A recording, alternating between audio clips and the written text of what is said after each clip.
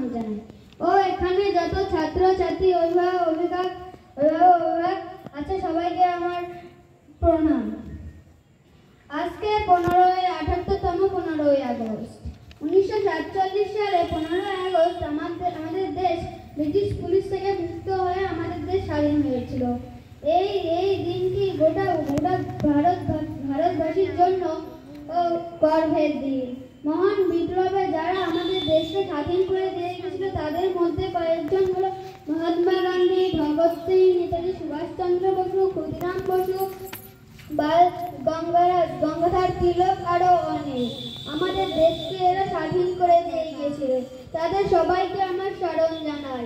ও আমাদের দেশকে যারা মুক্তিযোদ্ধা ও ভারতবর্ষকে জিতিয়েছিল তাদেরকে সবাইকে আমার ভারত মাতার স্মরণ জানাই। ও আমরা যে স্বাধীনতা দিবস পালন করি তার মানে হচ্ছে যে আমাদের দেশ যে জিতেছিল তা নয়, তাই আমাদের দেশকে স্বাধীন হওয়া ছিল তাই নয়, শুধু আমাদের দেশকে ব্রিটিশ পুলিশ থেকে মুক্ত করে আমাদের দেশকে যারা স্বাধীন করেছিল তাদের সবাইকে আমার ভারতবর্ষের স্বাধীনতার জন্য স্মরণ জানাই। ও আমাদের প্রত্যেকটা ভারতবাসী যত জায়গা আছে সব জায়গায় পতাকা উত্তোলন করা হবে, না করলে এটি কিন্তু অনেক ভুল কাজ, কারণ এটি আমাদের পতাকাকে স্মরণ করে রেখেছিল।